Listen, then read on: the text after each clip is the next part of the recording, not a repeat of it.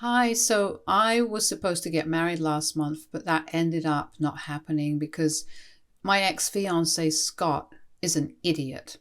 And now he's driving me crazy because his parents want to buy me a house to compensate for his idiotic behavior, and he thinks I shouldn't accept it. I don't understand what to do now. For context, Scott and I are both 25. We met in college and have been together since graduation.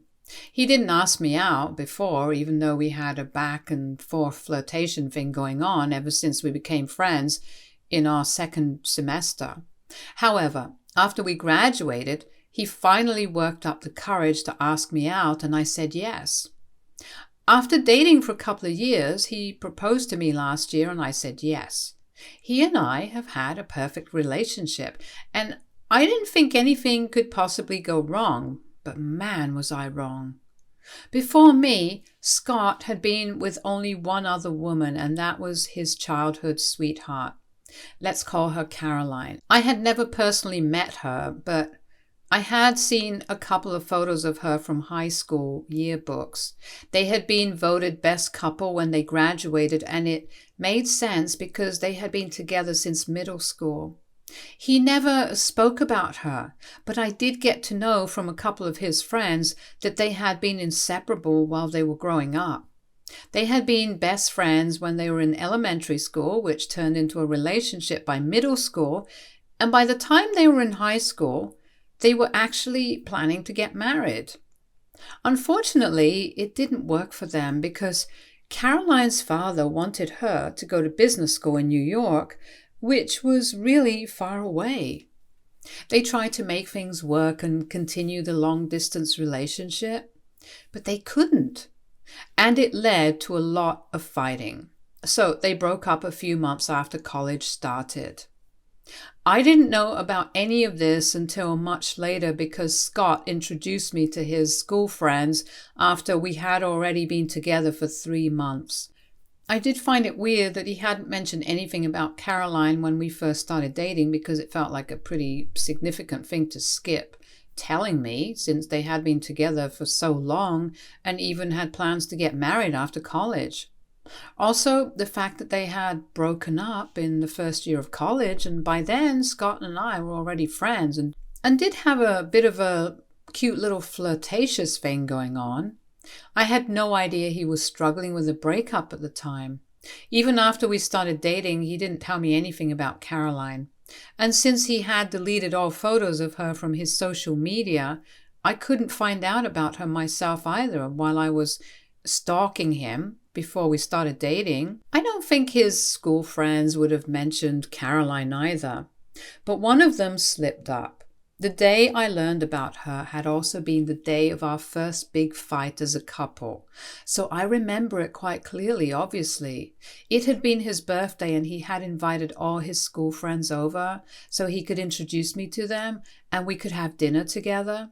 I had already met his family, and since we were in college together, I knew that group of friends as well. These were the only people who didn't know me, so we hosted a special dinner on the day of his birthday for them to get to know me. But it was actually I who got to know Scott better that day. While we had been talking after dinner, Scott left the room to attend a call from a relative since his friends were making a lot of noise to mess with him, like guys do. Once he was outside, one of his friends mentioned that he was pleased to see that he and I were so happy together because he genuinely hadn't expected Scott to ever be able to move on from Caroline. I had been caught off guard when he said that because at the time I had no idea who she was, and they realized that immediately after I made a face and asked who that was. They tried to brush it off, but the cat was already out of the bag, and I pushed them to tell me who they had been talking about. So they were forced to tell me about Caroline and her history with Scott. They probably knew that they had messed up and tried to cover it up by making it seem like no big deal. But as soon as I heard that Caroline and Scott had been together since middle school and had plans to go to college together, I knew that this was a big deal and I had to confront Scott about it after his friends left. Everyone had sobered up by the time Scott came back to the room and cleared out quickly afterwards. Once everyone was gone, I decided to bring Caroline up and ask Scott why was this the first that I heard about her, because it seemed to me like he was trying to cover up a very important part of his life and hide it from me. I could tell at the time that he was very uncomfortable talking about this because he kept saying that it was no big deal and tried to downplay the significance of that relationship. He tried to convince me that Caroline had meant nothing to him and that it had just been a stupid high school relationship which he had completely moved on from. But I didn't buy it because I was hurt that he hadn't told me anything about this woman. I insisted that he tell me everything because it was important for me to know, but he didn't think that Caroline had anything to do with our relationship and refused to talk about her. When I kept pushing him, he snapped at me and told me to mind my own business. So that led to our first big fight, and I ended up spending the night at a friend's place because he had been simply horrible that day. He had told me that it wasn't his job to make me feel less insecure, especially when it came to a past relationship that he didn't even want to discuss. He completely glossed over the fact that he had kept this a secret from me for no real reason. I made it all about me and my issues, saying that I was getting insecure over a past relationship from high school, and it showed that I had a lack of trust in this relationship, so it was insulting to him. He somehow convinced me that I was getting upset for no reason and that the only reason he hadn't told me about Caroline was because he knew that I would react exactly the way that I did and get upset because he had been with her for a long time. But I would refuse to believe him if he said that it didn't mean anything to him anymore and kept feeling jealous and insecure about her. He played it quite cleverly, and a few days after the fight, I started to think that I had probably made a bigger deal out of it than what was necessary and blown it all out of proportion. So I apologized to him, and he forgave me as long as I promised him that I wouldn't bring Caroline up again. He told me that the reason he didn't want to talk about her was because she was really clingy and annoying, and it was embarrassing for him to talk about her because it just reminded him that he had wasted so many years of his life with her, and he didn't want to waste more time talking about her when he was with me now. So I promised him that I wouldn't bring her up again, and we decided to move on from that fight. I did meet his school friends several times after that, and Caroline only ever came up once because I guess he had probably instructed them all not to talk about her around me ever again. The last time that I heard about her was just a couple of weeks after the fight, and I had run into the friend who had mentioned Caroline the first time that we met at the grocery store. He told me that Scott had told them about the fight that we had, and he felt like he needed to apologize for it because it wasn't his place to say anything about his relationships, past or present, and he felt bad for causing a fight between us. He told me that I had nothing to worry about, especially if it was about Caroline. Irrespective of the length of their relationship, he had never seen Scott as happy with her as he had been with me. He probably said it in order to do damage control, but I bought it. And it made me feel really happy because this meant that whatever Scott had said about him, having completely moved on from Caroline, was true. And the reason he was so secretive when it came to her was actually because of what he had stated and not because he was still in love with her or whatever. And that was pretty much the last time anybody ever brought Caroline up. His family knew better than to talk about her around me, and his friends had learned their lesson, so I never heard about her again, and a few months later I had forgotten about that episode entirely. We went on with our lives afterwards, and things were simply great between us. We did have a few ups and downs like every other couple, but it was nothing out of the ordinary, and I didn't have any second thoughts about marrying him. But I guess I should have, because our marriage ended up not taking place because of Caroline, ironically. So I guess I should have taken her more seriously instead of being overly confident in the strength of our relationship. Things have been great, even up until the morning of the wedding, and Scott had been as happy as I had ever seen him. There was literally no way that I or anyone could have predicted what was about to happen. I had even walked down the aisle and he was about to say his vows when my bride's worst nightmare happened. Caroline came running through the entrance and demanded that we stop the ceremony and that she couldn't let this take place, especially when she knew that Scott was her soulmate. I knew what Caroline looked like. I had seen her before in the yearbook photos, and I had wished that I would never have to see her in real life because I couldn't imagine any happy circumstances that would lead to us meeting. I was in shock and I froze up there at the altar, as did Scott and everyone else who was present there. We didn't have any security measures in place because this was supposed to be a really private and intimate ceremony, and there were really not many guests who knew about this anyway. So hiring a security team didn't seem like a priority. We were also having this ceremony on Scott's uncle's property, which wasn't open to the public, and most people didn't know about it. I regretted all of that later, once I realized that the wedding wasn't going to happen. But while I was standing there at the altar, waiting for someone to say something, the only thing that I could think of was that Scott was obviously going to kick her out, and he wouldn't entertain this because in the past he had made it very clear that he didn't like her.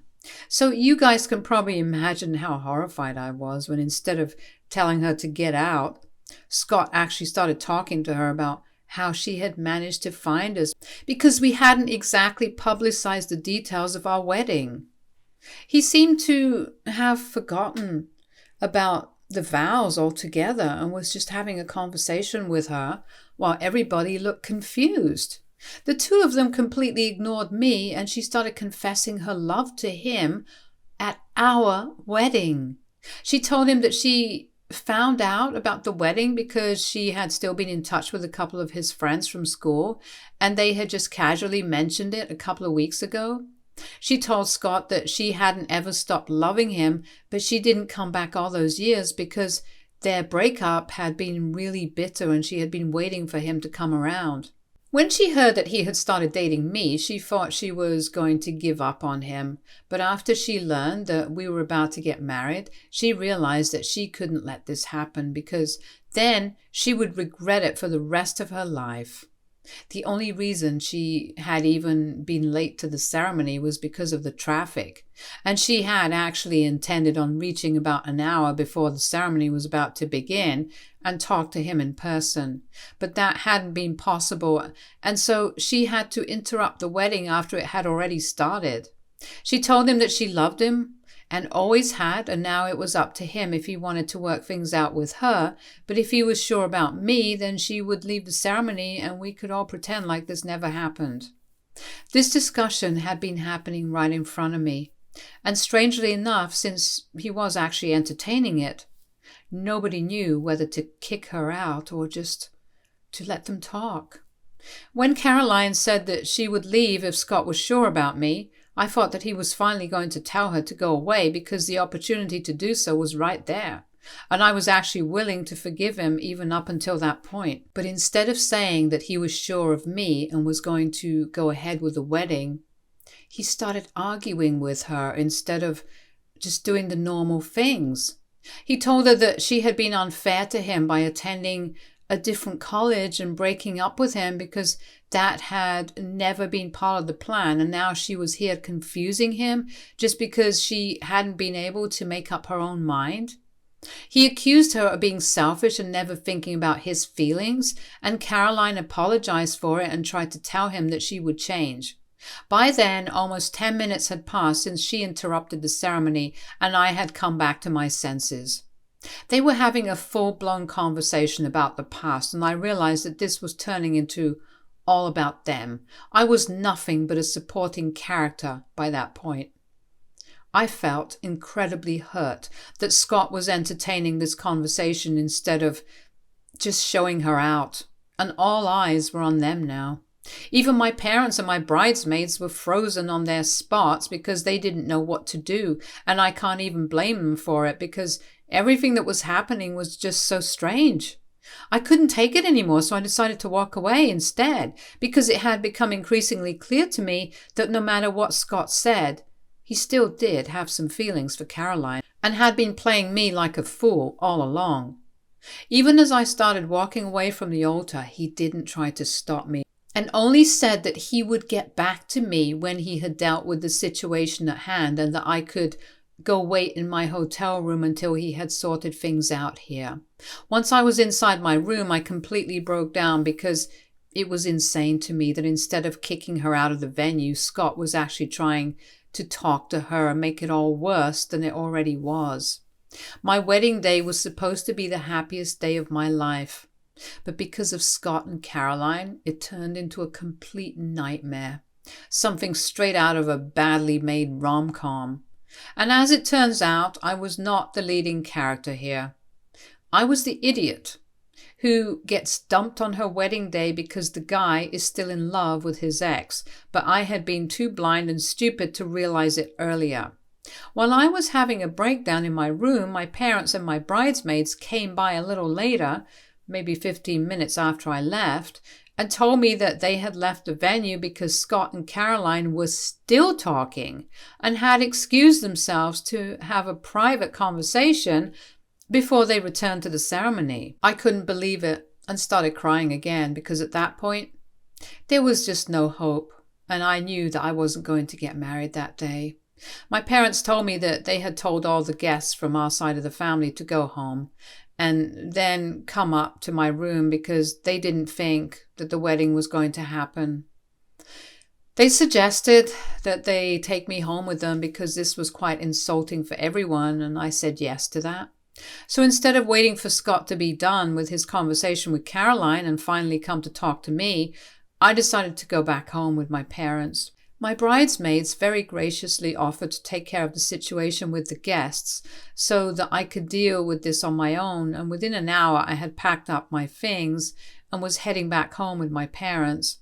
I kept crying throughout the car ride while my mother tried to comfort me, but even then, some small part of me was hoping that maybe Scott would call me and ask me to come back, or he would beg me for forgiveness and then we could still get married because I refused to believe that this was happening to me right now. However, he didn't try to reach out to me until the evening, and that was only to explain to me that he had decided not to get married or to get back with Caroline, because he felt like neither of those options was suitable for him right now and he needed to be alone for a while so he could sort out how he felt about both of us inside his own head before he came to a conclusion. So all of that had been for nothing. Eventually, in the text, he told me that he had been talking to Caroline for a really long time and they had discussed everything that had been left unsaid during their breakup. In doing so, he realized that maybe he hadn't completely moved on from her, which is why it had been so difficult for him to talk about her. But now he couldn't run away from his feelings anymore. And he didn't think that it was fair to me, so he was breaking things off with both of us until he was clear about what he felt. He mentioned that his parents were going to take care of all the expenses, so I didn't have to worry about any of it. And then he said that he was terribly sorry for whatever had happened and for ruining what was supposed to be a beautiful day. He said he hoped that I could forgive him someday, but until then, he felt that we should take some time apart. When I read that text, I swear I started crying so hard that I almost threw up because I was devastated. I actually felt physically ill for the next couple of days and couldn't even go back to my house, so I had to stay with my parents while they nursed me back to health. Scott's parents handled everything and were actually pretty nice to me because they reached out to me a few days after the day of the wedding and apologized to me for what their son had done. They told me that they were really ashamed of everything that had happened and were willing to do whatever it took to make it up to me. But I couldn't ask anything of them because this wasn't their fault. They were really decent people and Scott's behavior was all about him. They had nothing to do with that. So that was it. And once the wedding vendors had been paid off, I decided to take a break and just sort of process everything that happened. Because it's not every day that you spend months planning a wedding with the man that you love only to have it ruined by his ex-girlfriend. I can joke about it now because it's been almost a month and I have been talking about this in therapy and trying to work out my feelings, but it still hurts. I have no idea what Scott had been up to because I had deactivated all my socials and blocked him from everywhere after I had replied to his text and told him that I was making it easier for him to decide between me and Caroline by removing myself from the equation, and now he didn't have to choose anymore. After sending that message, I blocked him, and he didn't try to reach out to me after that. However, a few weeks ago, his parents paid me a visit and told me that they had come into a lot of money because his dad had just been made a CEO, and that came with a significant pay raise. So now they wanted to buy me a place of my own, which they had been planning to do anyway. It was originally supposed to be a wedding gift for me and Scott, but now it was going to be a gift to me to make up for whatever had happened. I have been living with my parents ever since the day of the wedding because the house that I used to live in earlier was one that Scott and I had leased out together, and I was afraid that if I went back then I would run into him, and I didn't want that.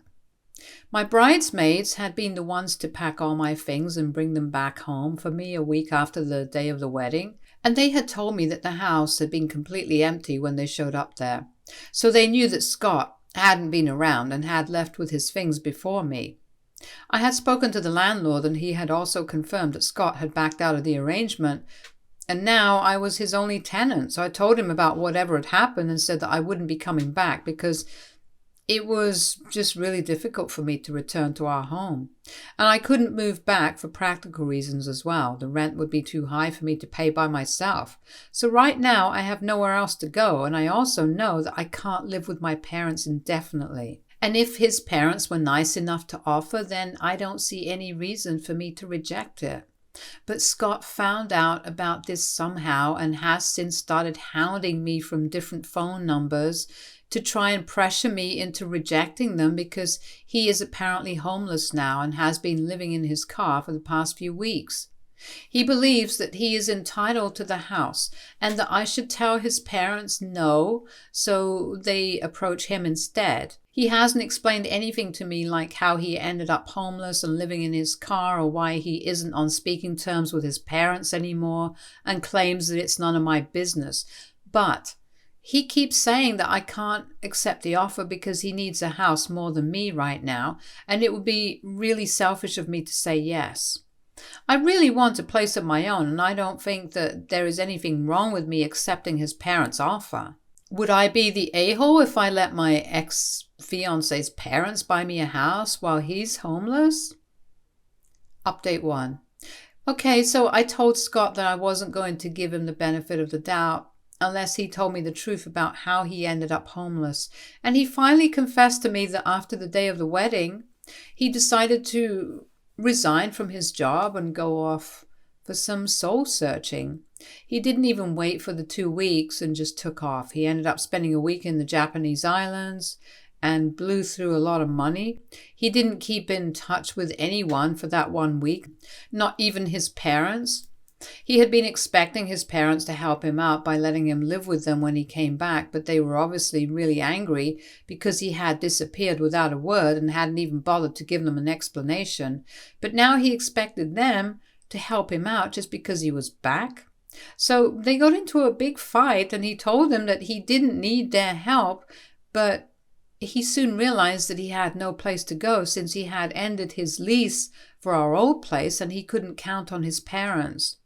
He could get a new apartment, but that would take some time, and he didn't have a stable income right now, so he also had to look for jobs. He couldn't live with any of his friends either because he had fought with them as well after the day of the wedding for being loose-lipped around Caroline and telling her about the details of the wedding, and none of them were talking to him anymore. So he had no one at the moment, but thankfully, he heard about his father's offer to me from his father's realtor. That guy didn't know about the wedding falling through and had contacted him to ask what kind of house he was looking for because he had assumed that when Scott's father told him to start preparing a list of potential properties, he was probably referring to the wedding gift that they had discussed earlier. And so he had reached out to Scott, which is how he found out that his father was buying a house. And he knew that it was for me because his father had told his realtor to look for places near my workplace. It was actually quite impressive because it must have taken him a lot of detective work to come to that conclusion. But now that I knew the truth and all my questions had been answered, I had no use for him anymore. So I disconnected the call once he was done talking and blocked that number as well. It was a really mean thing to do, but I don't care. What he did to me was far worse than his pettiness, so now I have a free pass for everything. Update 2.